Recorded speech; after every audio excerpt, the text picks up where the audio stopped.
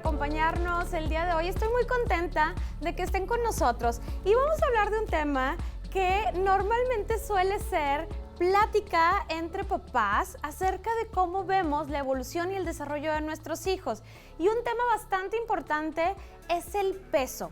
Nos preocupa tanto cuando el peso está bajo como cuando el peso está alto. Normalmente, cuando el peso está alto, las señales son más visibles y ahí es cuando no sabemos qué hacer. Normalmente nuestro pediatra, en las edades tempranas del desarrollo, nos va monitoreando peso y talla de nuestros hijos, pero conforme empezamos a ver que su cuerpo cambia y empieza a ganar más grasa, no sabemos cuáles van a ser las primeras estrategias que debemos de tomar, si esto es natural, si es parte de una transición en su desarrollo, si a lo mejor la manera en que preparamos los alimentos o los hábitos que llevamos en casa no son los adecuados y tenemos que tomar acción respecto a estos puntos. Y para platicar un poquito acerca de este tema del exceso de peso que podrían tener los niños, nos acompaña Yasmín Torres, ella es nutrióloga clínica. Bienvenida. Gracias, Pris. Gracias por acompañarnos. No, gracias a ti, es un gusto estar acá. Platícanos, si nosotros estamos viendo que nuestro hijo va creciendo conforme a su edad, ¿no? En peso y talla, pero luego llega un momento en que a lo mejor su cuerpo empieza a cambiar y empieza a acumular un poquito más de grasa. ¿Nos debemos de alertar o se considera en un primer momento, si no es muy elevado ese porcentaje, como propio? ¿O debería de ser como la primera señal de decir, oye, tengo que cambiar los hábitos que están pasando en casa? Ese es un muy buen punto. Mira, algo importante que tenemos que considerar es siempre el seguimiento del peso y de la talla. Sí, o sea, siempre que nos vayan diciendo cómo va peso respecto a talla, cómo va peso dependiendo respecto a la edad. Y en base a eso sabemos si nos preocupamos o no. Okay. Nosotros consideramos que están en una normalidad arriba de la percentila 25, que son como carriles de crecimiento, y abajo de la percentila 75. ¿Cuándo nos vamos a preocupar? Cuando estemos en la 75, no. Más bien, a lo mejor si mi bebé siempre ha estado creciendo en la 55 y de repente se fue a la 60 de un mes a otro, ahí tenemos que preocuparnos. Pero por eso es súper importante que tengamos esta comunicación con nuestro, ya sea pediatra o nutriólogo en caso de que sea necesario, para que nos comente en qué momento deja de ser normal, porque sí tiene que ver mucho el momento o la edad en la que empieza este cambio de peso. Y puede suceder que a lo mejor, aunque lleven los mismos hábitos dentro de casa, un hijo tenga una ganancia mayor de peso que otro. Sí, porque recordemos que la ganancia de peso no va únicamente determinada por la alimentación, va determinada también por el tema de actividad física, el tema del aspecto psicológico, el aspecto social, entonces no va a ser el mismo de un pequeño que de otro, entonces sí puede suceder. Ok, y si dentro de este aspecto hay información que pudiera ocasionar que mi hijo tuvo una ganancia de peso importante, a lo mejor yo no le doy importancia, lo dejo pasar. Y si yo lo dejo pasar, ¿podría esto desencadenar en algún otro tipo de enfermedades, malestares, aunque haya sido a lo mejor un periodo breve? O sea, decir, bueno, es que a lo mejor no he cuidado la alimentación de mis hijos un año. Ya veo que desde hace un año está ganando peso y que a lo mejor están acumulando más grasa. ¿Podría esto detonar algunas enfermedades? Sí, definitivamente, porque algo que tenemos que considerar mucho es que estamos en una epidemia de obesidad pediátrica, entonces ya nuestros puntos de referencia, al ver en un niño un peso normal, ya lo vemos como bajo peso, y la realidad es que no, la normalidad ya está saliendo de este enfoque de nuestra vista, entonces normalmente lo estamos comparando con niños que ya cursan con sobrepeso o con obesidad, y comparándolo así puede estar normal. Por eso es cuando graficamos a los niños sabemos cuándo es una ganancia de peso de la cual nos tenemos que cuidar y cuándo no. Pero la realidad es que sí, la obesidad pediátrica o el exceso de ganancia de peso en niños o sobrepeso, no necesariamente obesidad, puede traernos efectos nocivos a la salud, tales como como son problemas o mayor riesgo de diabetes. Antes la diabetes en niños solo era, digamos, congénita, Sí. ¿no? Ahorita ya estamos viendo niños con diabetes tipo 2, desórdenes hipertensivos. En mi especialidad me tocó llegar a tratar niños con crisis hipertensivas a los 11 años. ¿Por qué se da esto? Por el exceso de peso, porque el cuerpo no está diseñado. Siempre les digo yo, es como si tu pequeño trajera una mochila de 10 kilos. Si tú lo ves con una mochila de 10 kilos a donde vaya 10, 5, 12, etcétera, no es ese peso, no hablamos del peso, no, su cuerpo no está diseñado para andar por todos lados con esa mochilita y definitivamente puede mermar la calidad, su esperanza de vida y su calidad de vida. Sobre todo la calidad de vida, eso yo creo que es un punto bastante importante. ¿Qué podríamos hacer nosotros en casa para favorecer buenos hábitos de alimentación que permitan que nuestros hijos estén teniendo un peso adecuado para su edad y para su talla? Claro, hay estrategias muy sencillas que nos ayudan a esto. ¿Cuáles serían? Primero, ser un ejemplo para nuestros pequeños, ¿sale?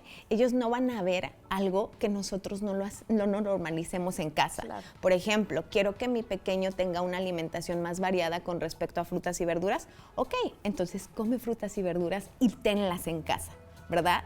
La otra opción, ¿cuál es? Bebidas. Tratar de que la consuma o tenga el menor consumo de bebidas azucaradas. Es decir, la mayoría de su ingesta de líquidos tiene que ser bebidas sin azúcar. De preferencia agua natural. Sí, agua natural. Oye, es que este refresco es light y yo lo tomo. No, los niños no deben de consumir edulcorantes. Los edulcorantes, como lo es estas sustancias que nos dan un sabor dulce, pero sin el aporte calórico, todo lo que sea light, sugar free, bajo en azúcar, se relaciona con riesgos de obesidad y ganancia de peso acelerada. Entonces no aplica en niños, ¿sale?